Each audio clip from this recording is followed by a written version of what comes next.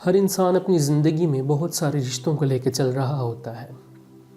اس کی زندگی کا تانا رشتوں کی رسی کے ساتھ بندھا ہوتا ہے۔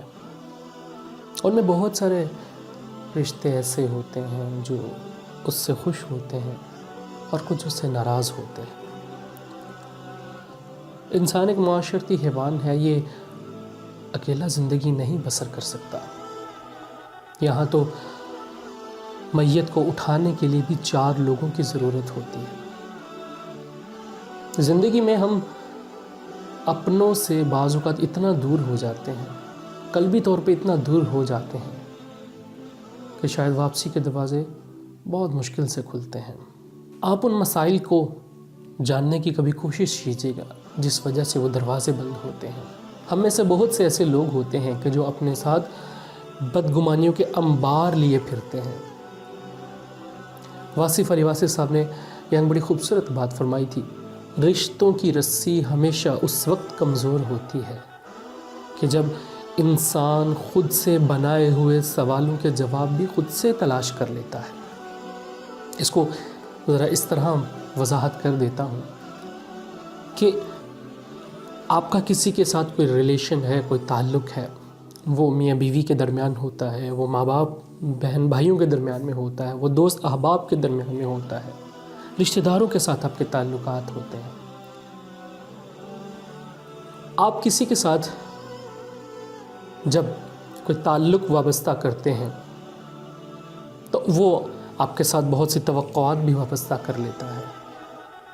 اب ہوتا یہ ہے کہ جب آپ کسی کے ساتھ توقعات وابستہ کر لیتے ہیں، بعض اوقات ہم کسی کی توقع پہ پورا نہیں اتر پاتے، تو اس کا ہرگز مطلب یہ نہیں ہے کہ اس رشتے کو ختم کر دیا جائے۔ ہم یہ سوچ لیتے ہیں کہ اس نے میرے متعلق یہ بات کہی ہوگی، یا وہ اس طرح کہتا ہوگا یا کہتی ہوگی۔ یہ کیا تھا؟ یہ خود سے ایک سوال بنایا اور اس کا جواب بھی خود سے بنا لیا کہ بس مجھے اب اس سے نہیں ملنا، اب یہ رشتہ ہمیشہ کے لیے ختم۔ یقین مانیے یہ اتنی کمزور رسی ہم ان رشتوں کی بنا لیتے ہیں کہ ایک پل میں ٹوٹنے کا خدشہ ہوتا ہے، اور جب کبھی حقیقت کھل کے سامنے آتی ہے تو آپ حیران اس بات پہ ہوتے ہیں کہ جو میں سوچ رہا تھا یا جو میں سوچ رہی تھی ایسا تو کچھ بھی نہیں تھا۔ یہ اتنی دیر دوریاں رہیں، آخر ان کی وجہ کیا بنی؟ صرف رشتوں کی اہمیت کو نہ جاننا۔ یقین مانیے یہ جو رشتے ہیں یہ ہمارے پاس مٹھی بھر چند رشتے ہوتے ہیں، ہم سے یہ بھی نہیں سنبھالے جاتے۔ ہم ناچاکیوں میں الجھ جاتے ہیں، پریشانیوں میں خود بھی مبتلا ہو جاتے ہیں اور سامنے والے کو بھی مبتلا کر دیتے ہیں۔ جناب، ایک بہت خوبصورت بات فیض احمد فیض نے کہی نا کہ قرب کے نا وفا کے ہوتے ہیں، قرب کے نا وفا کے ہوتے ہیں، سارے جھگڑے انا کے ہوتے ہیں، بات نیت کی ہے صرف ورنہ وقت سارے دعا کے ہوتے ہیں، بھول جاتے ہیں مت برا کہنا، لوگ پتلے خطا کے ہوتے ہیں، وہ جو بظاہر کچھ نہیں لگتے ان سے رشتے بلا کے ہوتے ہیں، وہ ہمارا ہے اس طرح سے فیض جیسے بندے خدا کے ہوتے ہیں۔ تو بس جناب یہی بات عرض کرنا چاہتا ہوں کہ ہمیں ان رشتوں کو نبھانا ہے۔